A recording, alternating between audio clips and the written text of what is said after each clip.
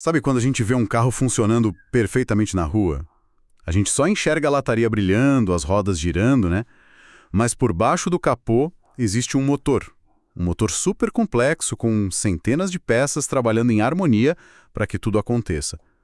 É mais ou menos essa a ideia que a Lei Geral de Proteção de Dados, a LGPD, tem para as empresas quando se trata dos nossos dados. E é exatamente nesse motor que a gente vai mergulhar hoje. Temos em mãos o texto da própria lei, mas nosso foco vai ser bem específico. Vamos investigar o capítulo 7, seção 2, que fala sobre boas práticas e governança. A nossa missão aqui não é só decifrar o juridiquês, mas tentar entender a filosofia por trás disso. Como é que a lei tenta fazer com que as empresas construam essa engenharia interna de privacidade, em vez de só correr para apagar incêndio quando um problema acontece? Exato. E essa é a grande virada de chave que a LGPD propõe, sabe? Vamos focar nos artigos 50 e 51, que são assim o coração dessa ideia. Eles não são uma simples lista de pode ou não pode. São, na verdade, um convite para que as organizações adotem uma postura proativa, construindo uma cultura de privacidade de dentro para fora. É sobre ter um motor bem projetado e não só uma pintura bonita por fora. Ok, vamos começar a desmontar esse motor então. O que me parece mais curioso, logo de cara no artigo 50, é que a lei não chega dando ordens diretas. Ela meio que abre a porta e diz: empresas, por favor, criem suas próprias regras de boas práticas. Isso soa quase liberal demais. Qual é a pegadinha aí? Não é bem uma pegadinha, é uma transferência de responsabilidade bem inteligente. A lei parte do princípio de que, bom, ninguém conhece melhor a operação do que a própria empresa, né? Então, em vez de criar uma regra única que não serviria para ninguém, ela convida os chamados agentes de tratamento a criarem suas próprias políticas internas. Certo. E quem são esses agentes de tratamento? É bom a gente deixar isso bem claro. Boa, boa. Pense assim. O controlador é quem decide por que e como os dados são usados. Imagina uma rede social, por exemplo. Ela é a controladora. Já o operador é quem processa esses dados a mando do controlador, tipo a empresa de data center que armazena as fotos que a gente posta. A lei diz que a responsabilidade de construir esse motor é de ambos. Entendi. Então a lei entrega, digamos, o mapa do tesouro, mas cada empresa precisa desenhar sua própria rota para chegar lá, dependendo do seu navio e da sua tripulação. Essa é uma ótima analogia. E eu diria mais. A lei exige que você também mapeie onde estão os monstros marinhos, os riscos, sabe? E crie um plano para lidar com eles. Não é só sobre o destino, é sobre a segurança da jornada. O texto deixa claro que essas regras internas devem cobrir tudo: a organização, o funcionamento do dia a dia, como lidar com reclamações e até mesmo ações educativas. Tem que pensar em tudo, desde as travas de segurança do sistema até treinar a galera para não clicar em link suspeito. E essa questão do risco parece ser central, né? Não é um tamanho único para todos. De forma alguma. E a lei adiciona aqui uma camada crucial, que é a abordagem baseada em risco. Ela diz, em outras palavras, que você não precisa construir um tanque de guerra para proteger uma lista de e-mails de newsletter. Mas, se você lida com dados de saúde ou informações financeiras, aí sim, suas defesas precisam ser muito mais robustas. A proteção tem que ser proporcional ao perigo que um vazamento daqueles dados representa para a pessoa, entende? Ok. Então esse programa de governança é a planta do motor do nosso carro. O que seriam as peças fundamentais que a lei diz que esse motor precisa ter para, sei lá, não quebrar no primeira esquina? Perfeito. A lei não deixa essa ideia solta no ar. Ela realmente dá uma lista de peças essenciais. E em vez de passar por cada item burocraticamente, a gente pode agrupar em 3 pilares principais. O primeiro é a fundação. O comprometimento tem que vir de cima. Antes da LGPD, privacidade era muitas vezes vista como um problema do departamento de TI. A lei eleva isso ao nível do conselho de administração. Se o CEO não comprar a ideia, o programa nasce morto. A lei basicamente força a privacidade a se tornar uma estratégia de negócio, não uma despesa técnica. Faz todo sentido. Se a liderança não está a bordo, vira só um projeto para cumprir tabela, né? E qual seria o segundo pilar? O segundo é a abrangência. O programa tem que valer para todo o conjunto de dados que a empresa possui. Não importa se foi coletado ontem no site novo ou se está numa planilha antiga esquecida num servidor. E mais, ele precisa ser adaptado à realidade da empresa. A lei tem bom senso. Ela não espera que a estrutura de uma startup com 5 funcionários seja a mesma de um banco multinacional. A complexidade do motor tem que ser proporcional ao tamanho do carro. Certo. Então temos a fundação, com o apoio da chefia, e a abrangência, que cobre tudo e se adapta ao tamanho da empresa. Qual é o terceiro pilar? O terceiro pilar é o que eu chamo de agilidade e confiança.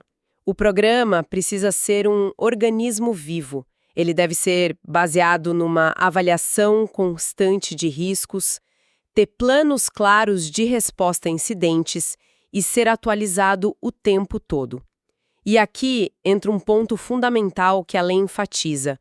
O objetivo de tudo isso é construir uma relação de confiança com o titular. A governança não é só um escudo para a empresa, é uma ponte. Essa parte do plano de resposta a incidentes me chama atenção. Quer dizer que a lei já assume que problemas vão acontecer? Exatamente. Isso é um sinal de maturidade. Um bom programa de governança não finge que é infalível.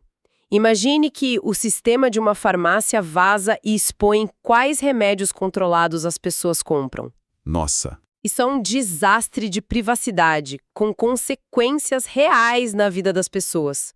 Um bom plano de governança não é só sobre ter um firewall, mas sobre ter um processo claro, quem avisa os clientes afetados, em quanto tempo, como o dano é contido, como a confiança é minimamente restaurada. A LGPD força as empresas a pensarem nesse pior cenário antes que ele aconteça. É ter o extintor de incêndio pronto e saber usá-lo, não apenas torcer para que o fogo nunca comece. Ok, mas isso de demonstrar efetividade soa bem no papel. A empresa monta esse sistema todo, cria manuais, treina a equipe, mas na prática, como a gente sabe que isso não é só um teatro corporativo? Isso não cria uma montanha de burocracia, especialmente para os menores? Essa é a pergunta de $1 milhão. E a lei tem uma resposta para isso. Não basta ter a planta do motor. A lei exige que a montadora prove que o motor realmente funciona como prometido. É o que a gente pode chamar de prestação de contas. A empresa pode ser chamada a qualquer momento pela Autoridade Nacional de Proteção de Dados, a ANPD, para abrir o capô e demonstrar a efetividade do seu programa. Ah, então é como uma inspeção veicular obrigatória. Você não só diz que seu carro é seguro, você tem que levar na oficina credenciada para provar. Exatamente essa a lógica. A carga da prova está com a empresa. E para uma startup, por exemplo, demonstrar efetividade não significa ter os mesmos relatórios complexos de um banco. Pode ser através de registro de treinamento, atas de reunião discutindo riscos, testes de segurança. O importante é provar que a privacidade não é só um pôster na parede, mas algo que é praticado, discutido e melhorado continuamente. E existe algum incentivo para quem faz o dever de casa direitinho? Ou é só o medo da multa que move as empresas? Existe um grande incentivo, e é uma das partes mais inteligentes da lei, na minha opinião. A NPD pode reconhecer e divulgar as regras de boas práticas de uma empresa. Na prática, isso funciona como um selo de qualidade, sabe? Um atestado público de que aquela organização leva a privacidade a sério. Imagina o poder disso no mercado. Entre duas empresas que oferecem o mesmo serviço, qual delas transmite mais confiança? A que tem esse selo da autoridade ou a que não tem? É um diferencial competitivo enorme, vira argumento de venda. A lei cria um ciclo virtuoso. A empresa investe em governança para se proteger e cumprir a lei. E como recompensa, pode ganhar um reconhecimento que fortalece sua reputação e atrai mais clientes. Precisamente. Deixa de ser apenas um custo, um peso, e se torna um investimento com retorno visível. Tudo bem, até agora a gente falou muito da engenharia interna, do que acontece por baixo do capô. Mas e quem está dirigindo o carro? E o nosso lado, da pessoa comum? Como essa governança toda se traduz em mais controle para a gente, no painel de instrumentos? Essa é a outra metade da equação e ela está no artigo 51. É um artigo curto, mas com poder imenso. Ele diz que a ANPD estimulará a adoção de padrões técnicos que facilitem o controle pelos titulares dos seus dados pessoais. O que isso quer dizer na prática? A gente está falando daquele painel de privacidade que a gente vê em alguns sites? Exatamente isso. A ideia é que a ANPD seja uma força que empurra o mercado a criar tecnologias que já nascem pensando em privacidade, o famoso conceito de Privacy by Design. O controle de seus dados tem que ser intuitivo e acessível para qualquer pessoa, não só para quem entende de tecnologia ou de direito, sabe? Pensa num painel de controle simples, onde você pode ver de forma clara para quais parceiros seus dados foram enviados e revogar uma permissão com um único clique. E também naquelas caixinhas de consentimento que às vezes vêm pré-marcadas ou com um texto que, meu Deus, ninguém entende, né? Exato. O estímulo da ANP pode levar a padrões de mercado onde consentimento é granular, é claro, é visual.